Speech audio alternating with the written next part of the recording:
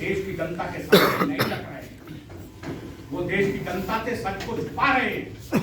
चाहे वो नागरिकता संशोधन बिल हो, चाहे धारा 370 हो, इस सब पर वो देश की जनता को गुमराह कर रहे हैं। अपने शासन काल में रहते हुए वो ऐसा कोई काम नहीं कर पाए जिससे देश के अनुसूचित जाति वर्ग को कुछ राहत महसूस हो। ये धारा 370 ऐसा नासूर था। केवल भारत के जब नागरिकों की बात होती है तो उसमें कोई भी किसी भी संप्रदाय का, किसी भी पंथ का नागरिक हो, जो भारत का नागरिक है, वो कश्मीर में उस समय जाता था तो उसको परमिट लेना पड़ता था। जनसंघ की स्थापना हुई, भारतीय जनसंघ के राष्ट्रीय अध्यक्ष थे डॉक्टर श्यामा प्रसाद मुखर्जी। देश के अंदर 2 संविधान थे, एक कॉन्स्टिट्यूशन वहां का था, कश्मीर का अलग से कॉन्स्टिट्यूशन, एक भारत का संविधान, 2 झंडे थे, एक भारत का झंडा, एक कश्मीर का झंडा, और 2 प्रधान थे, वो वजीर आजम कहलाते थे। यहाँ के प्रधानमंत्री नेहरू थे, लेकिन वो फिर भी वहां का जो आज देश में मुख्यमंत्री के नाते लोग हैं, वो वहां पर जो वजीर आजम उसको वजीर आजम कहते थे। ये उस संविधान की जो गलत व्याख्या थी उसका मामला था सारा।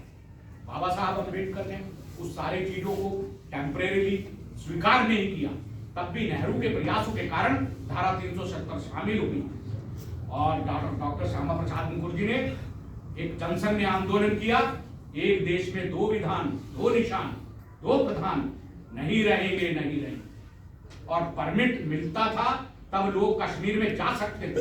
हम सब लोग जो यहाँ पर रहते हैं, अगर उस समय में हम में से कोई वहां जाना चाहता तो उसको परमिट लेना पड़ता।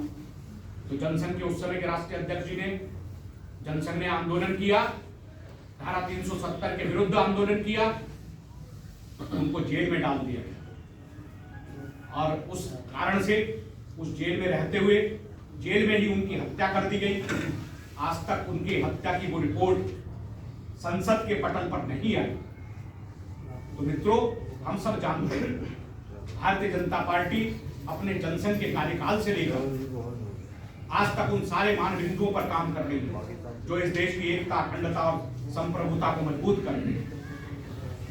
तो बाबा साहब डॉक्टर भीमराव अम्बेडकर का जीवन हम सब लोगों के लिए प्रेरणादायक है।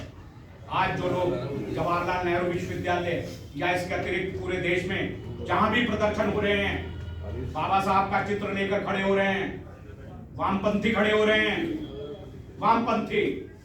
और ये वो वामपंथी है कि जब देश के विभाजन की बात हो रही थी और 2 नेशन थ्योरी, द्विराष्ट्रवाद, मुसलमान एक देश है, हिंदू एक देश है, इस आधार पर जो लोग बात कर रहे थे, वो बाबा साहब के कटआउट लेकर के, बाबा साहब के चित्र लेकर खड़े हो रहे हैं।